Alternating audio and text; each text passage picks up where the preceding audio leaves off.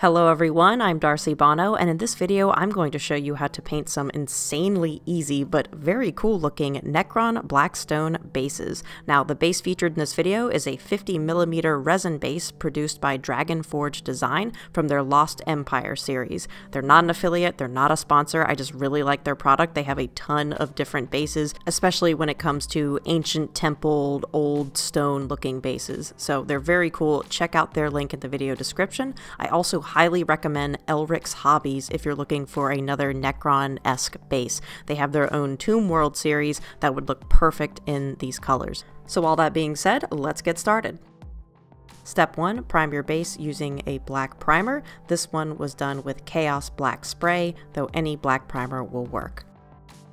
So then we're going to be doing a stippling pattern using a round-tipped dry brush. I'm using an Artist's Opus Series D large. However, if you don't have one of these, you can absolutely do stippling with a very inexpensive eyeshadow brush. You can get these basically anywhere makeup is sold for around $2 or $3, as long as it has a rounded tip and fairly dense bristles that aren't really long. You want something about like maybe the size of your thumbnail, basically, not any large foundation brushes. Stick with eyeshadow brushes. So just get a brush that is shaped like this and you'll be ready to do some stippling.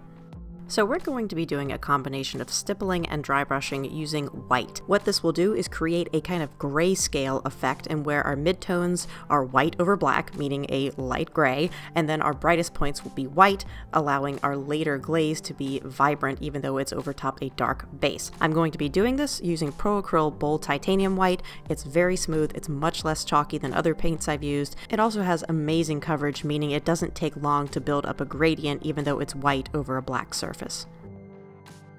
So if you've never done stippling before, it's very similar to dry brushing. Get most of the paint off your brush and test your pattern before applying it to the base so you don't run the risk of having a very obvious brush stroke. That being said, start dry brushing on the edges first. This will remove any excess paint, make your edges nice and bright, and create a bit more of a gradient.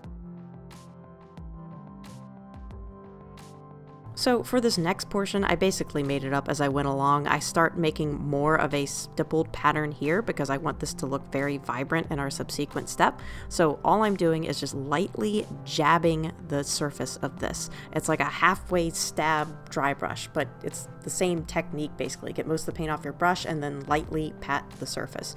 The more you build up this white, the more bright green it's going to look in our next step. So anywhere that you want to be very vibrant, build up your white. I'm just lightly patting this and not overwhelming all of the black.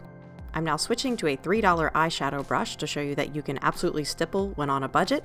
This is the pattern. Ta-da! Pretty similar stippling pattern. Then all you do, exact same thing, just lightly start on the edges. And the main difference you'll notice is that this doesn't have quite the same gradient that the Series D does, because that is so densely bristled, it just gives an easier gradient, whereas this one's a bit more stark. And that also has to do with how much I've put on my brush, but as you can see, the little specks are kind of bigger, whereas it's more of an airbrush effect on the Series D, but it still does the job. That being said, don't be worried about messing up, just have fun with this. I'm going to show you how to correct any oversaturation in the next step, so don't worry. Just try to make random speckled gradient patterns and we'll move on from there.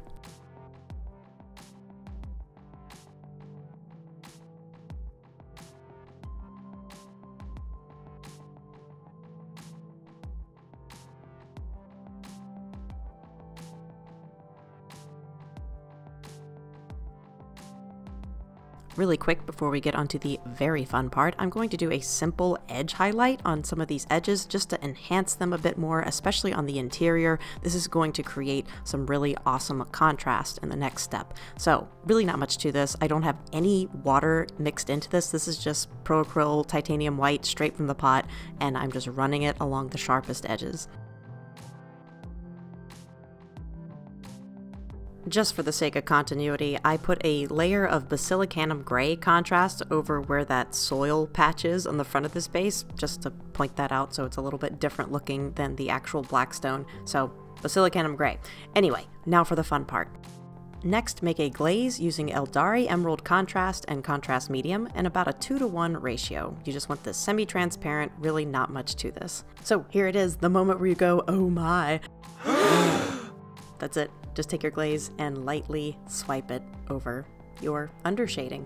Spread it around evenly, kind of like you're icing a cupcake. You don't really need to worry about splotches because we're using contrast medium. We have a speckled underlayer that looks kind of splotchy in and of itself. So basically just smooth this over your base, and that is your cool green Necron color.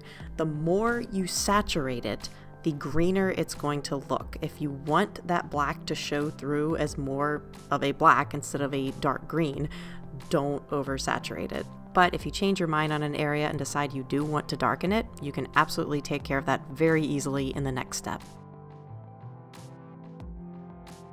And just one quick tip before we move on, if you notice your recesses have become oversaturated with green, you can easily wipe them out if you've recently applied the paint. The contrast medium actually extends the drying time, so just rinse your brush and wipe out the recesses to retain some of your definition. If you notice somewhere that you kind of over-highlighted in the first step, you put down too much white and now it's just a flat green, here's an easy way to correct that. All you gotta do is take just straight contrast medium and swipe it over that surface. This is going to cause the subsequent layer of paint to diffuse. Now this is just black Templar, straight from the pot. Once it touches the contrast medium, it'll start to fade out just a little bit, but it does give you a bit more color saturation than if you mix contrast medium into the black Templar before applying it.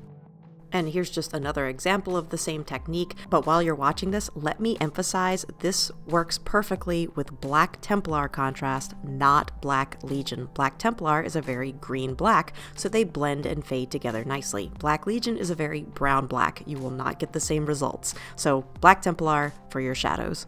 So we talked about enhancing your shadows to add some definition. The opposite of that is enhancing your highlights. So we're just going to do a final, very fine, very sparing edge highlight. And for that, I either recommend Gauss Blaster Green by Citadel or Pro Acryl Bright Pale Green. Both of these are awesome. So just a very fine edge highlight. Don't do this on every single edge, just very sparingly on the sharpest edges. And this isn't going to look as evident to the camera as it does to your eye, but it basically just adds a little layer of crispness to each of the fine edges. This is more of a necessary step on something like the Necron Tesseract, something with sharp edges over the entire model, but this can still add a bit more detail to your bases as well. So that is how you very quickly and easily paint Necron Blackstone bases. I hope you learned something today and enjoyed the video. If you did, make sure to like, subscribe, do all the things, and if you really liked it, feel free to go shopping at any of the affiliate links in the video description, as any purchases made support the channel as well. So thanks very much for watching, guys, and until we meet again, happy painting, everyone!